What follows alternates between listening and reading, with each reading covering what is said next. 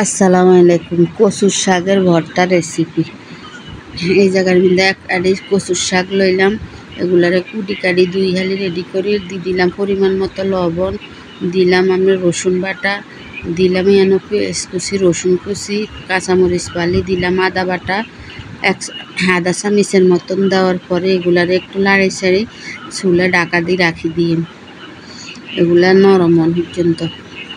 এরপরে এগুলারে ঢাকাটা উল্টায় এগুলারে একটু লাড়ি ছাড়ি উল্টে পাল্টাই দিই।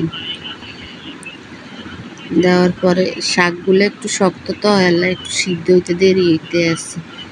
এরপরে এগুলার তো একটু পানি দিছি, পানি দিয়ে একটু নরম করতে আসি। করার পরে এরপরে এগুলারে ঠান্ডা করে এগুলারে ব্লান্ডারের মধ্যে রাই একটু করে নিলাম। নেওয়ার পরে এই জায়গায় লাগবে 2 রকম শুটকি, চিংড়ি শুটকি আর চাপা শুটকি, বাঁশপাতা চাপা। এরপরে দিয়ে দিলাম কড়াইয়ের ভিতরে পরিমাণ মতো তেল।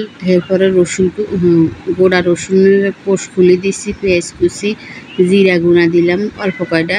দেওয়ার পরে কয়টা হলুদের গুঁড়া দিলাম, অল্প করে একটু মরিচের গুঁড়া দিলাম, কিলে কাঁচামরিচ দিছি আল্লাহ।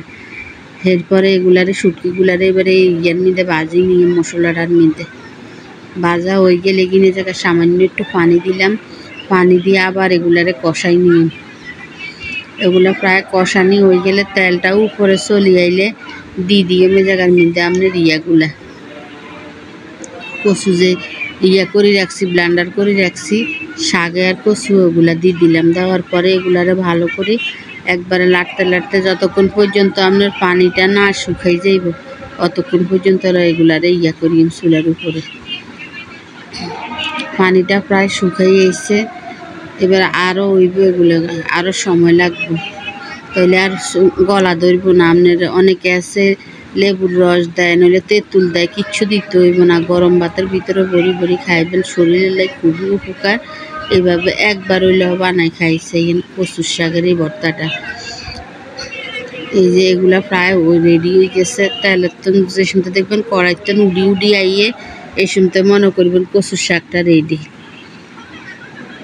এগুলারে এইভাবে ঘুরি ঘুরি শুধু লাটতে হইবে। এই যে আমার কচুর শাকটা রেডি হয়ে গেছে। যদি আপনার কাছে ভালো লাগে একটা লাইক, কমেন্ট, শেয়ার, সাবস্ক্রাইব করে দিন। আসসালামু আলাইকুম।